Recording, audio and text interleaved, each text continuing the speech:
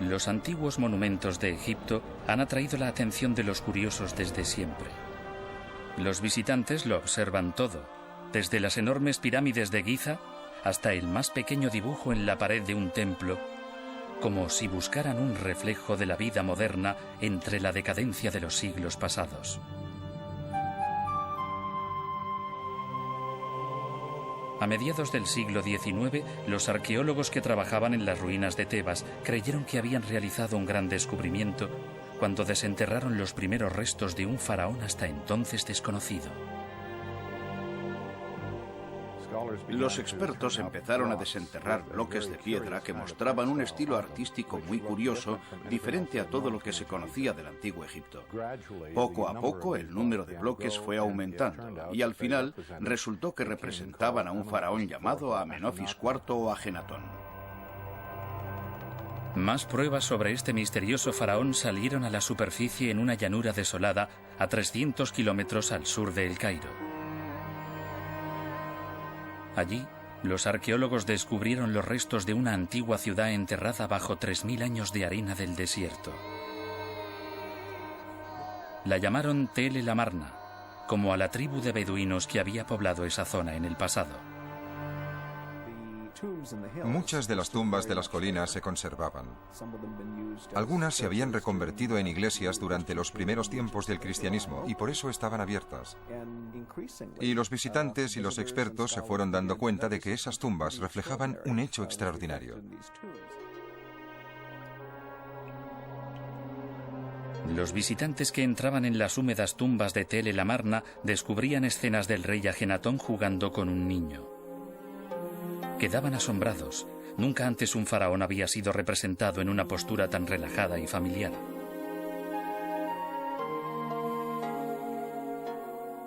¿Y dónde estaban todas las divinidades que en otras tumbas egipcias figuraban de forma tan prominente?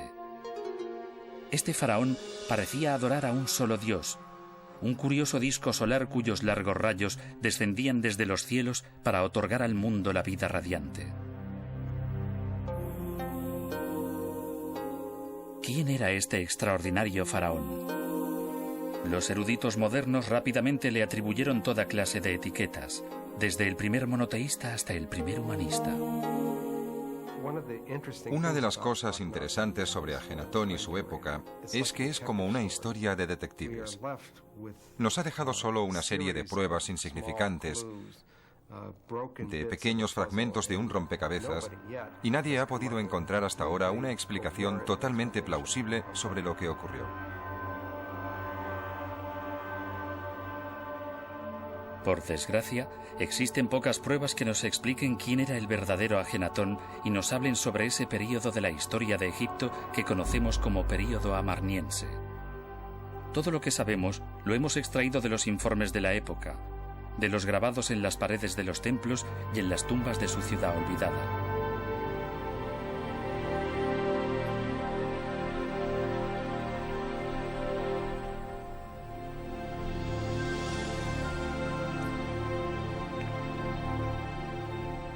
Ajenatón nació hacia el año 1373 a.C., cuando Egipto se encontraba en la cumbre de su gloria imperial.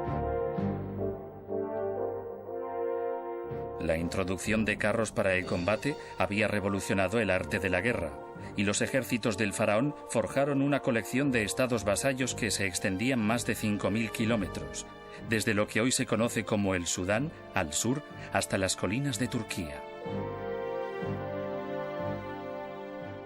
El padre de Ajenatón, Amenofis III, utilizó la diplomacia para mantener la paz en su nación.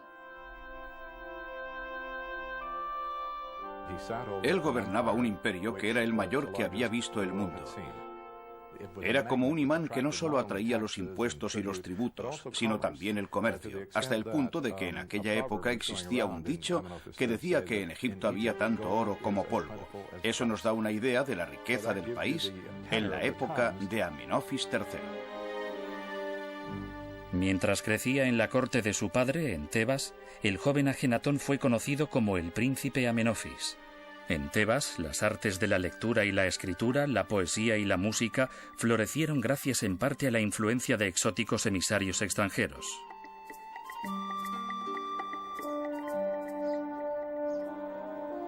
Tebas también era la capital religiosa de Egipto, una nación donde el culto a los dioses impregnaba la vida cotidiana. Usar la palabra religión es peligroso cuando hablamos del antiguo Egipto, porque nosotros tenemos una idea de la religión bastante diferente a la que tenían los antiguos egipcios. Ellos trataban de explicarse, por ejemplo, por qué crecen las plantas. Su respuesta era que debía existir una fuerza extraña que impulsaba esa transformación, y esa fuerza era un dios. Los egipcios oraban al dios Osiris por el poder de la vida, a Hathor por el amor y la felicidad. Estas fuerzas eran a menudo representadas con forma humana, a veces con la cabeza del animal con el que se asociaban. La mayor fuerza de la naturaleza, el sol, era la manifestación de un dios mucho más poderoso todavía, Amón. Aunque era representado como un hombre coronado con dos largas plumas, los egipcios creían que Amón era una fuerza invisible e irreconocible de la cual emanaban todos los demás dioses. Amón-Re no solo es el rey de los dioses, de algún modo es todos los dioses a la vez. Es la más elevada realidad que mantiene unido a todo el sistema. No era un sistema puramente politeísta, porque contenía los elementos principales del monoteísmo.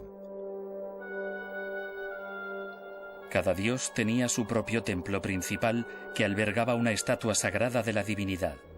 El sumo sacerdote depositaba ofrendas de bebida y comida ante la figura en una serie de rituales diarios.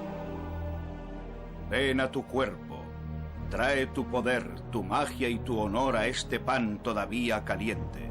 Es el rey quien me ha enviado.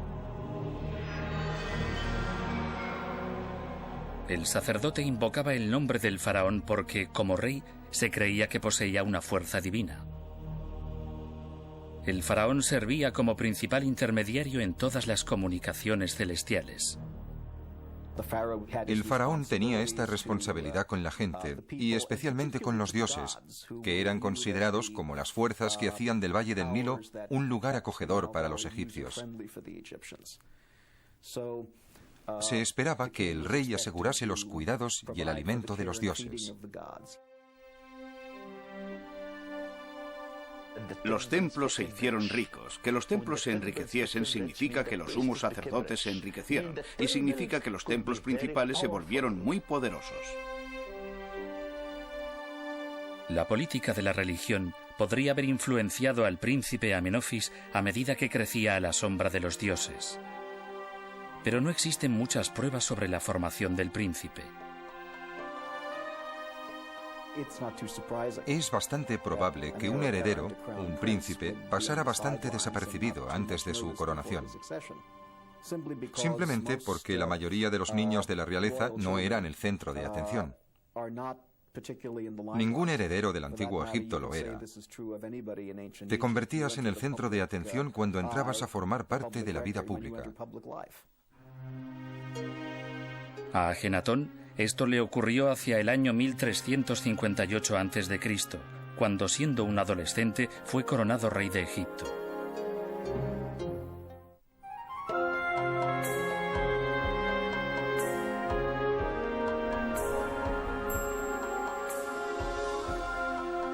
Egipto disfrutaba de una prosperidad y una paz sin precedentes cuando su nuevo faraón, Amenofis IV, divino señor de Tebas, fue coronado rey.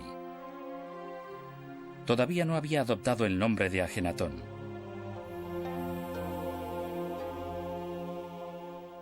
Probablemente recibió el título tras la muerte de su padre, aunque algunos sugieren que en realidad fue un corregente que compartió el trono con el viejo Amenofis III.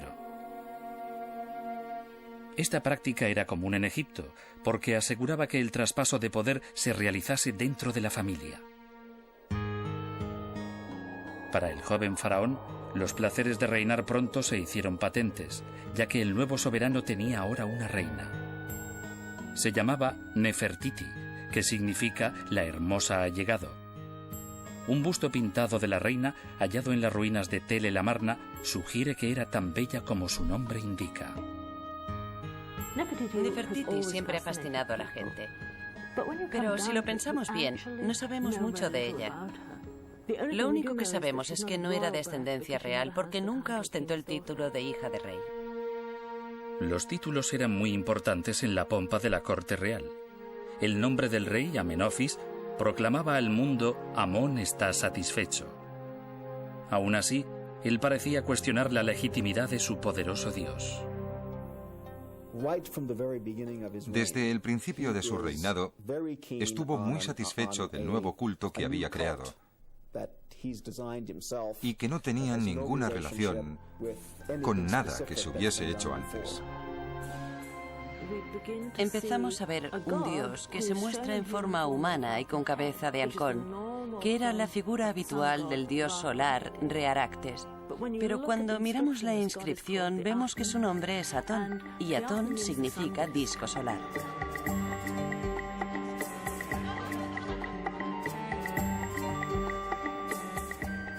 El rey dio otro paso inesperado cuando organizó un gran jubileo que llamó Fiesta Se. Dignatarios de todos los rincones asistieron a lo que debió ser un acontecimiento único. Cada día Ajenatón ofrecía un banquete formidable a todos aquellos que habían asistido al jubileo. Seguramente era la única vez que tenían la ocasión de comer bien, con vino, cerveza, carne, pan y todo tipo de manjares de la cocina real.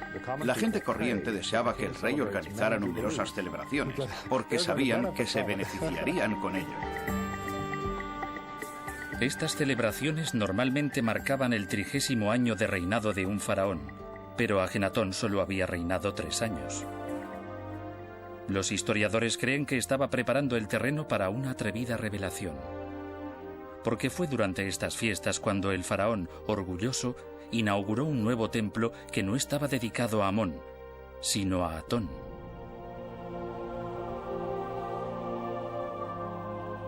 En todas partes, la imagen del disco solar brilló sobre el asombrado público. La deidad había sido despojada de todo atributo humano, excepto de las manos que descendían sobre el faraón dándole la vida. Lo que hizo Ajenatón fue decir que solo había una fuerza divina en el mundo, que era el poder de la luz. La luz es la causa de todo. Sin luz no hay vida, no hay nada. Debió causar una gran sensación, especialmente entre los sacerdotes de Amón en el templo de Tebas, ya que ellos habían sido muy poderosos.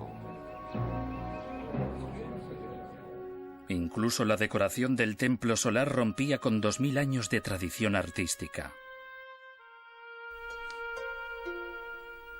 Se deleita en las líneas curvas más que en las rectas. Se deleita en cosas que calificaríamos como femeninas, ropas femeninas, prendas de lino diáfano, siluetas de cuerpos femeninos. El cuerpo de Ajenatón parece deformado. Le han puesto una cara muy larga, sobre un largo cuello, un pecho alto, caderas sin algas muy grandes. Y luego sus largas piernas parecen incapaces de sostener lo que tienen encima. Al observar una de las estatuas colosales del faraón, algunos investigadores del siglo XX no pudieron determinar si se trataba de un hombre o de una mujer. Otros se preguntaron si esos rasgos exagerados tenían su causa en algún tipo de dolencia médica. Los investigadores modernos han centrado su atención en la enfermedad hereditaria que padecía el presidente Abraham Lincoln, conocida como el síndrome de Marfan. Se trata de un desorden de los tejidos conectivos del cuerpo que, entre otras cosas, provoca un estiramiento de las extremidades y anomalías en los ojos. El debate sobre este tema aún sigue abierto, aunque algunos ya lo han descartado de pleno. Las deformidades esqueléticas de los que padecen el síndrome de Marfan son más o menos como las que observamos en los monumentos de Ajenatón. Creo que debemos examinar esta cuestión, porque las consecuencias de aceptar esta teoría creo que serían bastante dramáticas. Algunos investigadores sugieren que los rasgos poco comunes de Ajenatón hacían que el príncipe se sintiera como un extraño, y eso provocó su deseo de destruir todo lo establecido. Otra explicación podría ser que estaba tratando de romper con el pasado y por eso producía obras de arte totalmente distintas a las que se habían realizado en el pasado.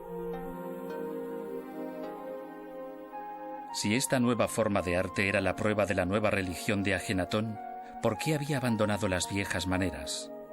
Esta pregunta ha frustrado a los historiadores durante más de 100 años. Las esperanzas aumentaron cuando los arqueólogos descubrieron que muchos de los textos sobre Ajenatón habían sido destruidos junto a sus edificios y utilizados para rellenar los monumentos de los reyes que le siguieron.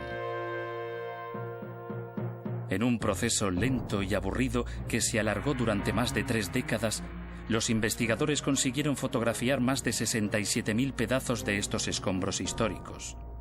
Desde entonces han conseguido reconstruir más de 890 escenas, pero muchas claves siguen ocultas. En 1979, el doctor Donald Redford, que trabajaba con la fundación del Templo de Ajenatón, halló lo que equivalía a un discurso sobre el estado de la nación. Estaba enterrado dentro de una puerta monumental, lo que llamamos pilono, en el gran templo de Amón. Puedes escalar hasta el 10º pilono y mirar a través de las grietas y ver los magníficos relieves sobre los bloques en su interior que nunca han salido a la luz, que provienen del primer período de reinado de Ajenatón. Y uno de ellos forma parte de una larga inscripción en la que el rey se dirige a su corte, y entonces dice algo muy extraño. Lo sé todo sobre los dioses, pero todos ellos se han terminado, aunque estén hechos de oro, plata y piedras preciosas. Mi Dios es el que no ha sido creado, el creador. Ningún hombre lo ha moldeado. Habla del dios Sol. Está presentando a su nuevo dios a la corte, pero lo que a mí me interesa es la forma en que habla del viejo politeísmo. Estoy seguro de que le educaron como politeísta, pero ahora dice que los dioses se han terminado. Incluso mientras promovía esta nueva visión del universo, Amenofis IV seguía tolerando el culto a los otros dioses.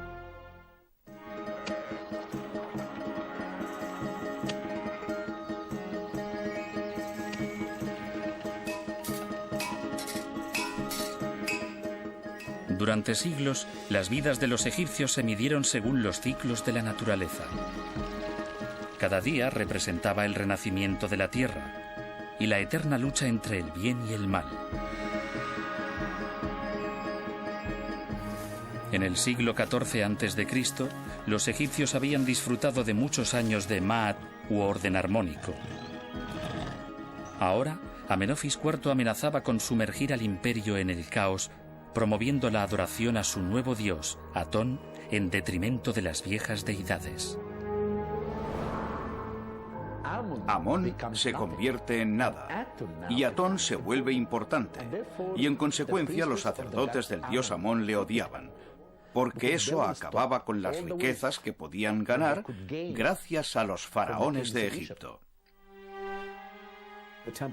Los templos de los otros dioses en las ciudades de todo Egipto se vieron forzados a pagar un impuesto para sufragar el culto al dios Atón.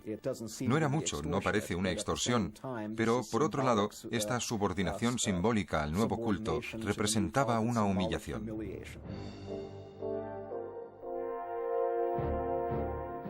La presencia de un templo solar dedicado a Atón en Tebas seguramente enfureció a los poderosos sacerdotes de Amón. Algunos historiadores creen que esto es lo que Ajenatón pretendía: acabar con la teocracia religiosa y consolidar así el poder del faraón.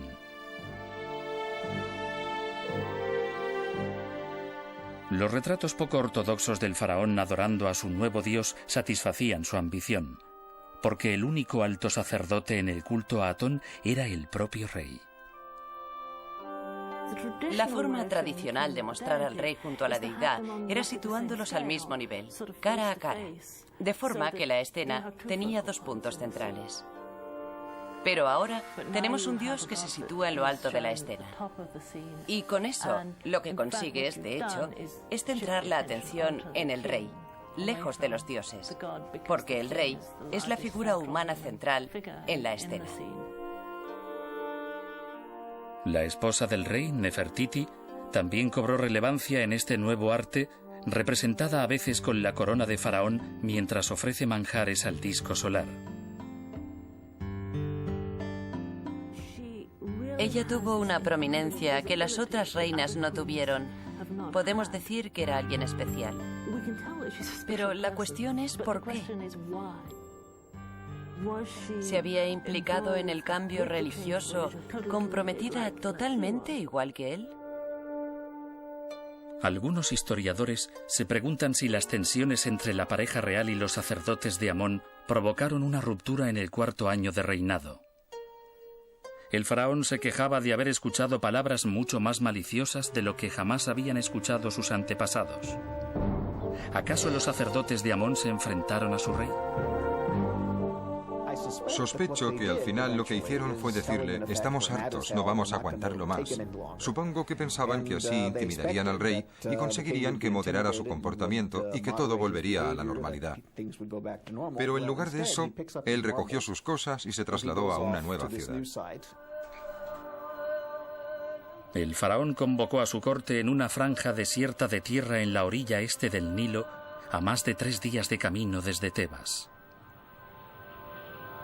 Allí, declaró, construiría una nueva capital de Egipto y la llamaría Ajetatón, horizonte del disco solar.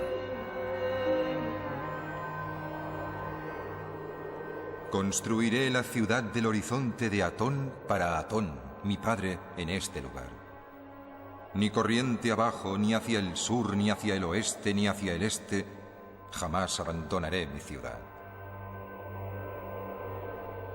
Es un lugar desolado y muy caluroso. No puedo imaginar un sitio menos adecuado a mi idea de una ciudad de ensueño. Pero él lo eligió. Y dijo que no fue él quien realizó la elección, sino el mismo Dios Sol. ¿Cómo se comunicaba el Dios con Ajenatón? No lo sé. Pero se ha sugerido que la silueta de las colinas en ese punto se parece al jeroglífico que designa la línea del horizonte en la escritura egipcia. ¿Es posible que Ajenatón, en un viaje por el Nilo, hubiera visto salir el sol por encima de las colinas y lo hubiera considerado como un mensaje de su dios? La franja de desierto de 18 kilómetros era un refugio alejado de la desapacible política de Tebas. No tiene el trasfondo mitológico de los otros emplazamientos egipcios. Así que él dice que este lugar es sagrado porque es el emplazamiento de lo que él llama el acontecimiento primitivo, el lugar donde el dios Sol salió por primera vez al principio de la creación. En otras palabras, es el lugar donde tuvo lugar el primer amanecer y el primer ocaso. Con temperaturas que alcanzaban los 46 grados, las calles de Ajetatón tomaron forma ante los ojos del faraón. Se construyeron grandes palacios para la familia real, con un harén para hospedar a las esposas menores. Los arquitectos de la ciudad diseñaron un inmenso templo solar con un techo abierto para que los fieles pudieran seguir el camino de Atón en su viaje diario por el cielo. Incluso se construyeron tumbas de acuerdo con la vieja tradición de preparación para la otra vida. En una final y fanática afirmación de su nueva religión, el rey se cambió el nombre por el de Ajenatón, que significa aquel que es útil al disco solar. Negó la existencia de todos los dioses excepto Atón, y así se convirtió en el primer monoteísta conocido de la historia. Él cambió por primera vez las creencias egipcias. Por primera vez hay un hombre que llega y dice que no hay dioses. Hay un solo Dios. Es increíble. A lo largo del Valle del Nilo, Ajenatón fue cerrando todos los templos. 2000 años de mitología habían muerto. El faraón destruyó todo rastro de Amón, incluso eliminó el plural de la palabra Dios de los monumentos y edificios oficiales. Esta destrucción fue tan completa que hoy los egiptólogos pueden datar un objeto a partir del daño que habría sufrido durante este violento ataque. El cambio súbito y su política de confrontación pudo haber puesto nerviosa a mucha gente. Seguramente algunos fueron asesinados. Una prueba de lo poco que sabemos del periodo amarniense es el hecho de que no sepamos quién fue atacado.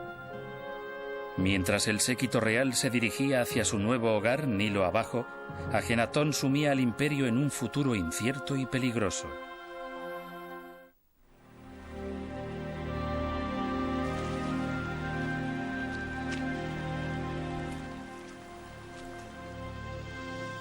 Seguro entre las paredes de su nueva ciudad en el horizonte, Ajenatón disfrutaba de su papel como sacerdote supremo de la nueva religión.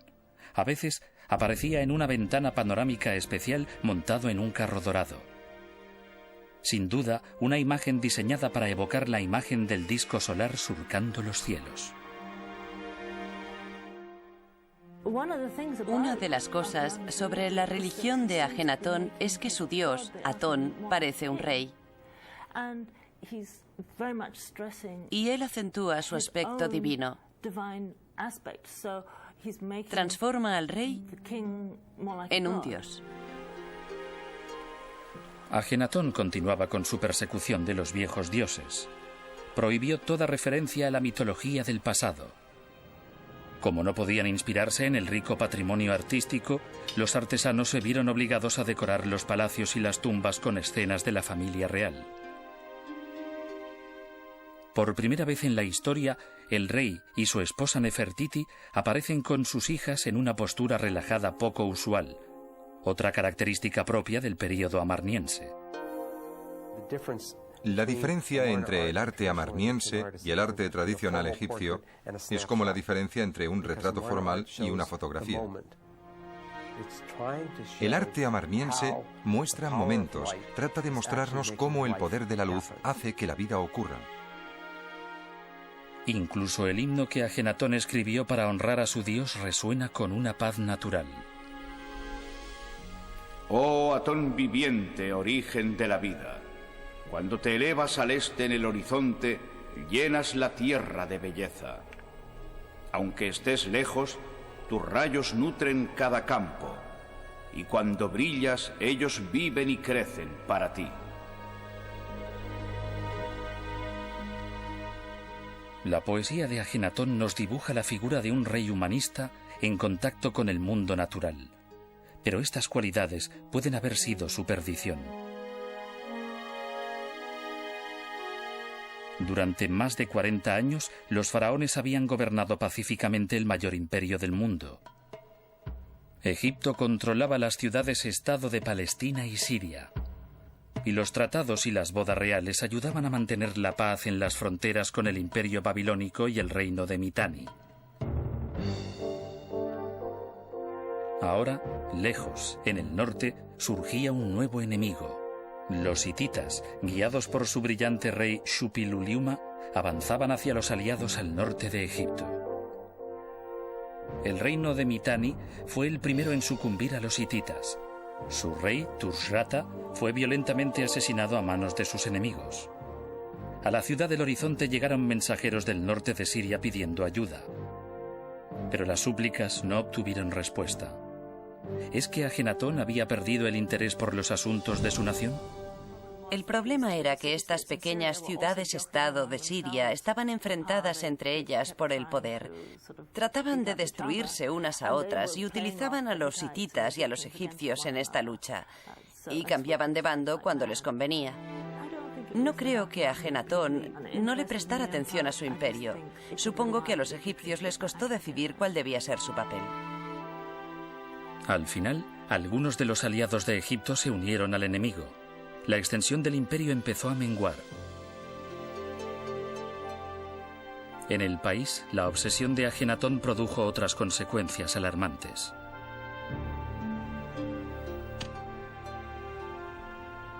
La situación económica del país era grave. Se había permitido al ejército campar a sus anchas. Los recaudadores de impuestos habían estado estafando a los campesinos durante años. Uno tiene la impresión de que el rey se había encerrado en sí mismo. Ya no salía de su casa y no le prestaba atención a la situación en que se hallaba su país. En este punto, los detalles sobre la vida de Ajenatón toman otro giro frustrante. Los indicios que tenemos sobre los años posteriores en Tell el Amarna son muy escasas. Nos vemos obligados a tratar de escribir la historia del período amarniense a partir de algo tan estúpido e insignificante como las etiquetas de las jarras de vino. Todo lo que podemos hacer es especular, y todo el mundo extrae una conclusión diferente. La mayoría está de acuerdo en que en el 14º año del reinado de Ajenatón, la encantadora Nefertiti, que había tenido un papel tan destacado en la nueva religión, dejó de aparecer como la primera esposa del faraón. En su lugar, nos encontramos un corregente, otro faraón gobernando junto a Ajenatón. Y existe una relación muy extraña entre estos dos reyes, muy cariñosa, muy íntima. Quizás Ajenatón había salido finalmente del armario, había descartado a Nefertiti y se había traído a su novio al trono. Muchos historiadores aceptaron la provocativa idea de una corregencia homosexual.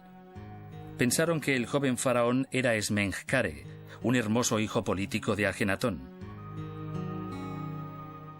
Entonces, algunos investigadores empezaron a notar la semejanza entre el joven y la propia Nefertiti. Ahora, después de observar los indicios durante los últimos 60 años, nos damos cuenta de que en realidad el nuevo faraón no era un hombre, sino que era Nefertiti, ascendida a la categoría de faraón. Y por lo tanto, la teoría de que Ajenatón fuera homosexual queda descartada. Otra hipótesis espectacular obsesionó a muchos estudiosos de la época amarniense, desafiando el concepto moderno de decencia humana. Se sabe que Ajenatón tuvo 6 hijas, y 2 de aquellas princesas tuvieron hijos propios.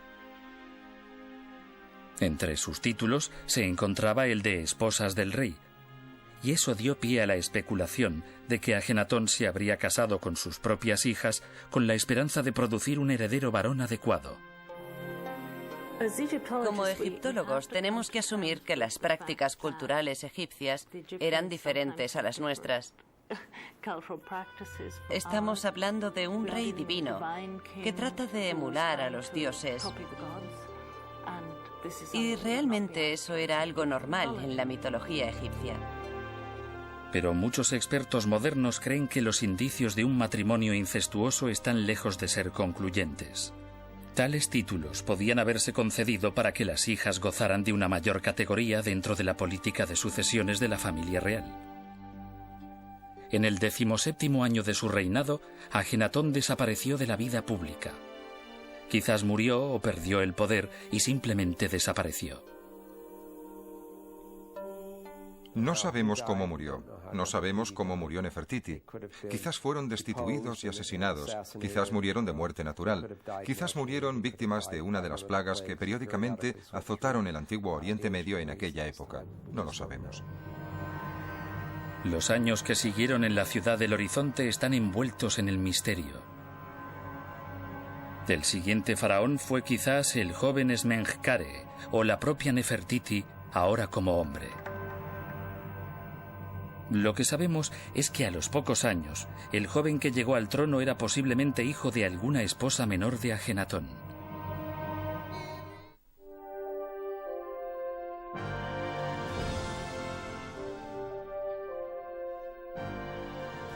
Hacia el año 1333 a.C., el recién coronado faraón, el joven Tutankamón, se enfrentó a la dura tarea de reconciliar a las facciones de su nación dividida. Quizás estaba emparentado con Ajenatón, podría incluso ser su hijo, pero su lealtad familiar no se extendió a Atón. Imagino que habría algún grupo de presión acechando entre bastidores. Quizás los viejos sacerdotes, especialmente los de Amón. Había que hacer algo. Tutankamón abandonó Tell el Amarna relativamente pronto. Y creo que este es el quid de la cuestión. Alguien se dio cuenta de que la ciudad estaba maldita, tenían que abandonarla, y esa fue la señal, en cierto modo, de que todo estaba cambiando, de que volvían al viejo orden de las cosas. La corte real se trasladó a Menfis, capital del Bajo Egipto. Se reabrieron los templos a lo largo de todo el territorio. Los campesinos volvieron a implorar a Hathor que les trajera buen tiempo, y Anubis reclamó su lugar a la entrada del reino de los muertos. La gloriosa ciudad del horizonte se convirtió en una ciudad fantasma. Los grandes palacios fueron destruidos, sus tumbas vaciadas. Para los egipcios debió quedar muy claro que Ajenatón no había gobernado según la Maat, por mucho que lo dijera. En realidad solo había subvertido el orden correcto del universo. La herejía de Atón fue tan denigrada que un faraón posterior, Horemheb, y sus sucesores arrancaron el rostro de la mayoría de las imágenes de Ajenatón y borraron su nombre de la lista oficial de reyes. Las ideas de Ajenatón fueron totalmente abandonadas. Y cuando alguien se refería a él, lo hacía en términos despectivos. El enemigo Ajenatón o el rebelde Ajenatón. Nunca más le volverían a llamar por su nombre. Los cambios revolucionarios de Ajenatón y de su dios desaparecerían con el tiempo bajo la arena del desierto. Cuando te sitúas al oeste en el horizonte, la tierra se queda a oscuras como los muertos. Los leones salen de sus madrigueras. Las serpientes muerden. La oscuridad reina. La tierra permanece en silencio. El atonismo desapareció completamente porque se había adorado a Atón a través de Ajenatón. Cuando Ajenatón murió, se terminó.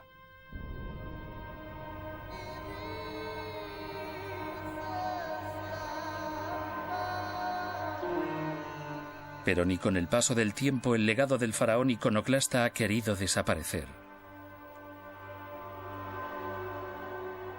En 1907, unos arqueólogos que excavaban en la antigua necrópolis situada a las afueras de Tebas descubrieron la entrada de una tumba hasta entonces desconocida.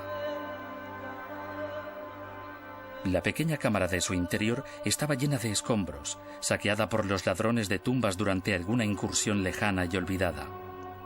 Pero los ladrones dejaron atrás la gran cripta funeraria de la madre de Ajenatón, la reina Tiye, y el ataúd llevaba el sello de la familia real de Tell el Amarna. Pero el nombre de su ocupante había sido arrancado o borrado.